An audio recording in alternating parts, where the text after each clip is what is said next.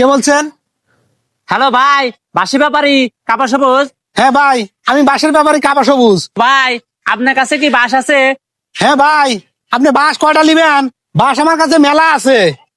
ভাই, বাস কত করে পিস? হ্যাঁ ভাই, বাঁশের দাম 500 টাকা পিস। ভাই, 200 করে দিবেন। বাঁশ কিনবে? 200 টাকা বাঁশ আছে? বাঁশলে বাঁশের কুঞ্চি কিনে নিয়ে যাও গা। ভাই, বাস 200 টাকা দিবে লয়, সব বাস পিছন দিয়ে ঢুকে লাউগা।